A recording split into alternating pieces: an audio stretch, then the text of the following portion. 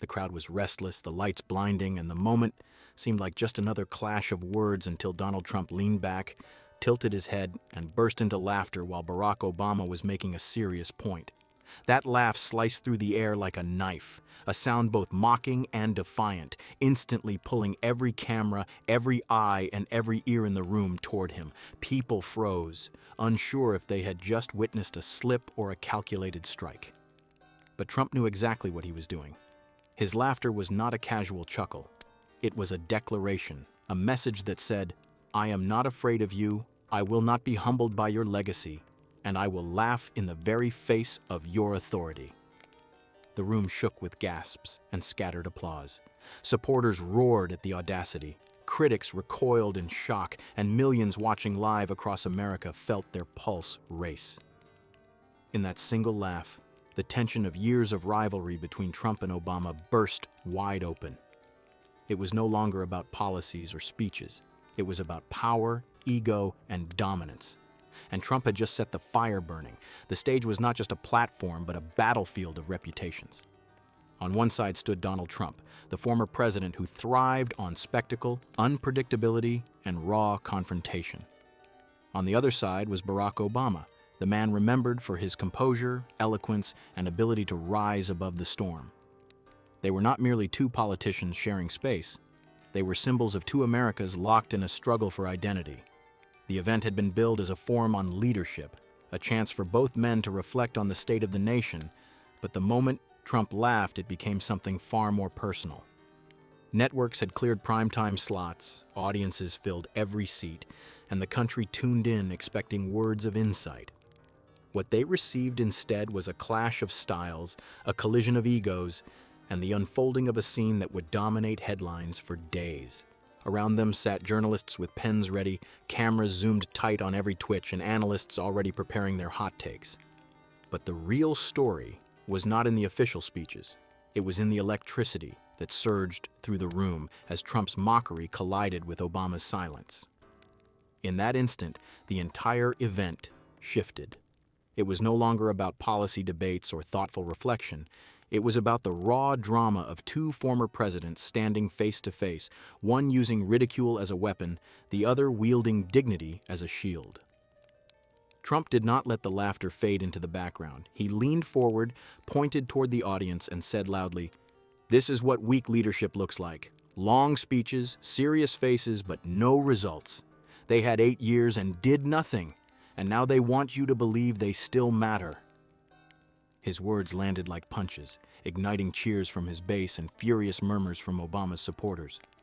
The atmosphere tightened as if the air itself had turned into a battlefield.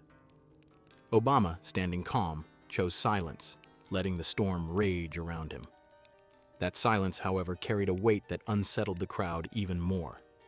Commentators whispered into their microphones, journalists scribbled furiously, and social media exploded in real time. Trump, sensing the split, pressed harder. "They call me reckless, but at least I fight. I don't bow, I don't beg, I don't hide behind polished speeches. I laugh because the elite fear being laughed at." The crowd gasped. Half the room erupted in applause. The other half booed so loudly the stage shook. Obama's silence was interpreted by some as wisdom, by others as weakness. The conflict was no longer contained to the stage. It had spilled into living rooms, newsrooms, and online feeds across the nation. Two men, two strategies, two Americas staring each other down. And every second of it was live, raw, and unforgettable. The clash reached its breaking point when the audience, split between applause and outrage, demanded a response from Obama. The cameras zoomed in, every microphone angled toward him, the silence becoming unbearable. And then, with a calm voice that cut through the noise like thunder, Obama spoke. "If all you can offer America is laughter at its struggles, then maybe it's not strength you're showing. Maybe it's fear." The words dropped heavy, a sharp counterpunch that no one had expected. The room fell into stunned silence for a beat, and then erupted with gasps, shouts, and clapping. Even Trump, caught off guard for a fraction of a second, paused before forcing a smirk back onto his face. The contrast was brutal. Trump's booming mockery against Obama's measured rebuke. Commentators rushed to declare it the turning point. Analysts tripped over themselves trying to decode the moment. And within minutes, the line was flooding every social feed in America. The climax was not just the exchange of words, but the raw exposure of two visions for the country. One loud, brash, and unapologetic, the other calm, pointed, and deliberate. For the audience, it was like watching two titans collide, their voices echoing the nation's deepest divisions. Every sentence seemed like a verdict, every reaction a headline. America was hooked, unable to look away from the drama that had exploded live before their eyes. The night closed, not with agreement, but with a fracture so deep it seemed to mirror the very soul of the nation. Trump walked off stage triumphant in the eyes of his supporters, a man unafraid to mock and challenge, turning even laughter into a weapon of dominance. Obama left the platform with a different kind of power, his quiet dignity and sharp retort echoing as proof that leadership could still mean restraint, clarity, and the courage to wait for the right moment to strike. Across America, families argued in their living rooms, talk shows blazed with endless debates, and social media became a war zone of memes, hashtags, and furious commentary. One half of the country saw Trump's mockery as bold defiance. The other half saw Obama's response as a masterstroke of composure. But together, their clash became a symbol far bigger than either man.